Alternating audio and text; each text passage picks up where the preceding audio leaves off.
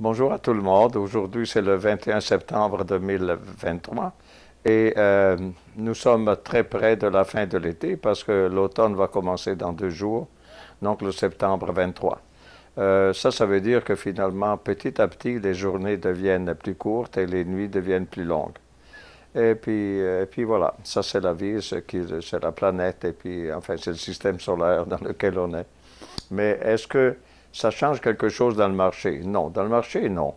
Mais regardez qu'est-ce qui est arrivé au marché. Depuis que M. Powell a dit hier qu'il n'augmentait pas les taux d'intérêt cette fois, mais il s'attendait encore de les augmenter au moins une fois d'ici la fin de l'année, mais il a dit une phrase horrible. Il a dit qu'il pense qu'une fois qu'on a atteint le taux d'intérêt voulu, finalement par lui, ben, il ne va pas les descendre. Ou s'il les descend, ça va être autant de, je ne sais pas, quand les enfants ont grandi. Là. Et donc, ça refroidit parce que tout le monde pensait qu'on a été habitué à vivre avec des taux d'intérêt très près de zéro. Là, on a dû les augmenter pour vaincre l'inflation, mais on dit une fois que l'inflation est jugulée, on peut la contrôler. Et donc, l'idée, c'est que les taux d'intérêt se remettent à baisser au niveau précédent. Mais lui, il a dit non. On va vaincre contre l'inflation, mais on va garder les taux d'intérêt élevés. Ça crée un froid. Regardez le marché, qu'est-ce qu'il a fait depuis qu'il a dit ça. Donc, il a commencé à descendre ici.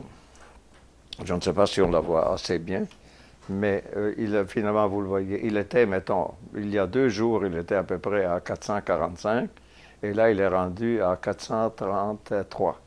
Donc, il a perdu quand même beaucoup.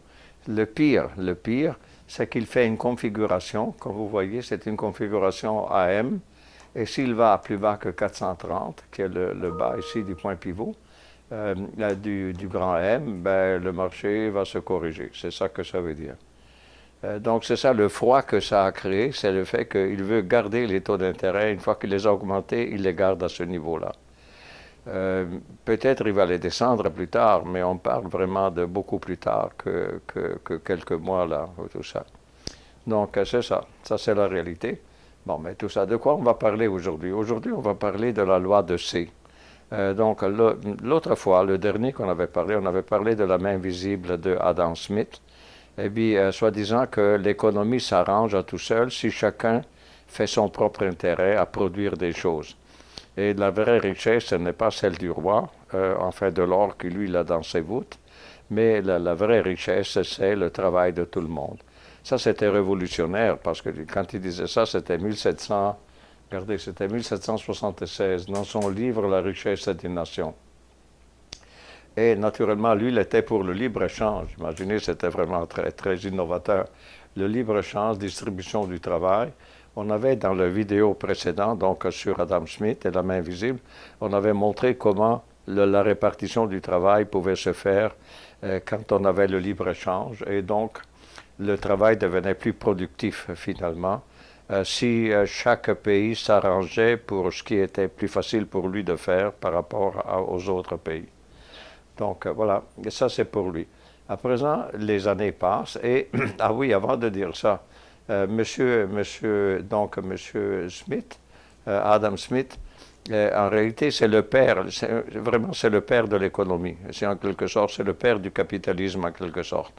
L'idée de fond de monsieur Smith, c'est que il ne faut pas qu'on heurte les gens. Enfin, il ne faut pas les contraindre à des choses. On les laisse libres de produire et la richesse de chacun enrichit tout le pays et donc le pays grandit. Donc le pays grandit pas parce que la volonté du roi, mais c'est parce qu'il fait des guerres, mais parce que c'est le travail des citoyens à l'intérieur. C'était vraiment révolutionnaire, dit à l'époque. Monsieur Adam Smith, c'était un Écossais, donc tout le monde se retient à dire qu'il est Écossais, pas anglais, mais il était Écossais, voilà. Mais ce sont des années extraordinaires, je dois vous dire. L'année 1776, pour s'entendre, c'est le début de la révolution industrielle.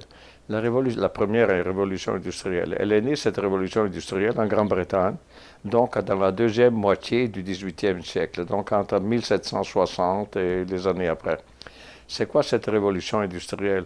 C'est qu'il y a eu quelqu'un qui a eu le génie d'inventer une machine actionnée par la vapeur. Donc, on chauffe l'eau, la vapeur rentre dans un, et puis ça fait tourner quelque chose. Et naturellement, à quoi ça servait?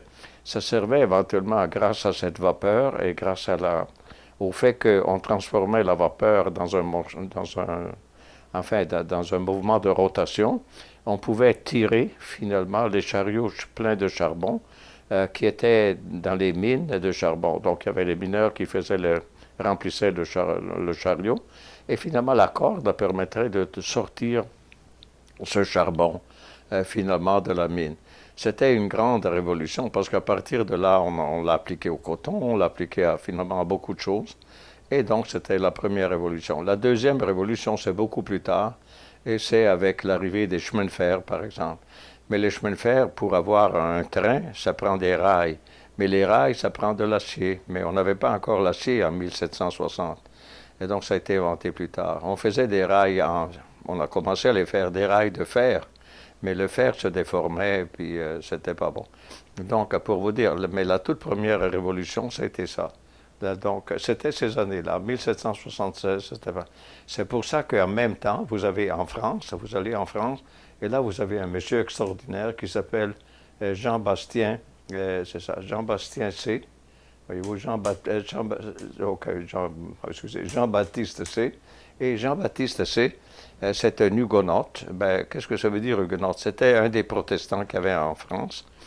Et le roi de France, en 1700 et quelques, avait dit que les hugonotes étaient des traîtres et tout ça, donc il voulait les tuer. Donc il en a tué pas mal.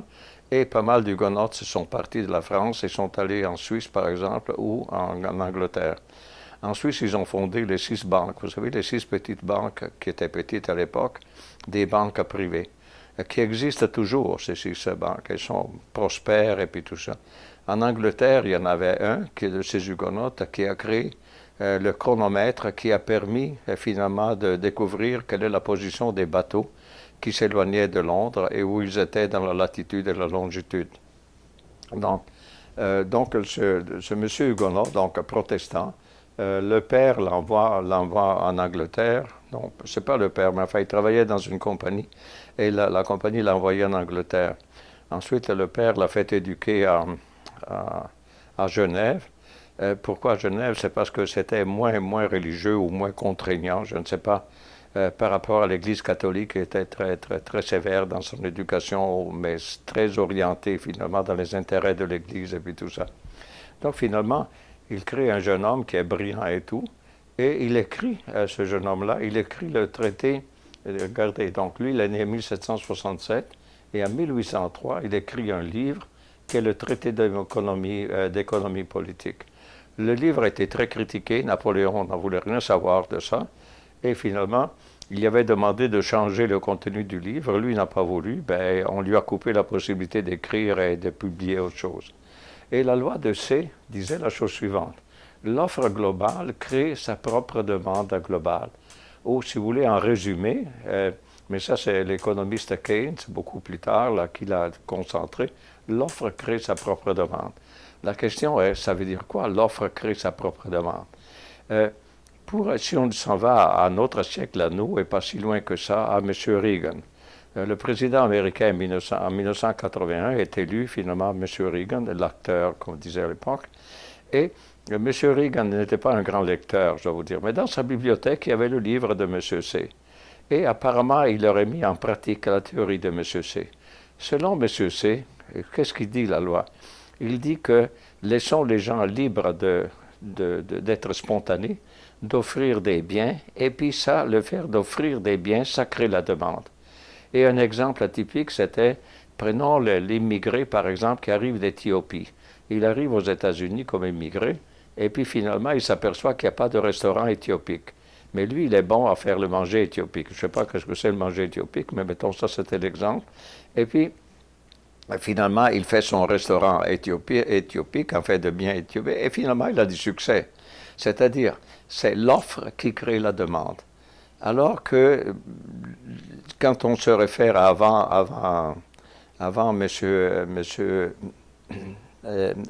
Reagan, qu'est-ce qu'on avait? On avait une philosophie qui était basée sur la théorie de la demande. Et ça, c'était M. Keynes ici. Mais ça, c'est sans trop confondre les choses et sans rentrer trop dans l'aujourd'hui. Mais finalement, le fait que M. Reagan a appliqué les règles de M. C, c'est-à-dire baisser les taxes des entreprises, faciliter finalement la production des choses, finalement éliminer autant que possible l'État. C'est-à-dire l'État est trop gros, est trop lourd, et ça empêche finalement la liberté dans les industries de pouvoir faire ce qu'ils font, ce qu'ils voudraient faire. Et donc, finalement, il a créé un boom. Moi, j'étais là naturellement en 1981-82, et avec sa théorie à lui, il créait au-delà de 1 million de nouveaux emplois par mois. Et pendant des années, il a continué à faire ça. Il a créé un boom économique tel qui a commencé en 82 et il s'est terminé 25 ans plus tard, en 2007. Grâce à la loi de C ou non, mais finalement c'était ça. L'idée de départ était ne taxons pas trop et puis laissons libre les compagnies de pouvoir faire au mieux ce qu'ils sont capables de faire. Non seulement les compagnies, mais tous les individus. Et il citait justement le cas, je ne sais pas s'il le citait ou non, mais on dit qu'à l'époque c'était une chose qu'il citait, et c'était l'histoire donc, de l'immigré éthiopien. Donc l'idée c'est que l'offre crée la demande. Et donc, quelle est l'utilité des choses? C'est finalement leur valeur. La valeur d'un bien quelconque est l'utilité de ces choses. Et ça, c'est monsieur C qui le disait. C'est aussi la même chose que monsieur Adam Smith disait. Mais pour revenir un peu à l'histoire de monsieur C, regardez, il est très bon. Donc, qu'est-ce qu'il crée? Il crée une filature, c'est-à-dire filature du coton. Selon ce que comment dire, la bibliographie qu'on a rejoint ici, qu'est-ce qu'il fait? Il fait donc une filature de coton et il travaille à peu près 100 kilos de coton par jour. Il a 400 employés à un certain moment et tout va bien. Mais voici que Napoléon bloque la Grande-Bretagne parce qu'il veut la mettre à la fin et le coton, il n'y en a plus. Et donc, pratiquement, il ferme. De là vient l'idée qu'il ne faut pas que l'État intervienne à tel point de bloquer l'économie des gens. Et ensuite, lui, il était anti-esclavagiste, et alors que Napoléon de l'époque voulait l'esclavage, était pour l'esclavage, imaginez. Et puis, mais lui était anti-esclavagiste. Donc le pauvre a passé un mauvais moment avec Napoléon. Mais quand Napoléon est fini, quelques années plus tard, ben finalement, c'est devenu très populaire, ce monsieur C.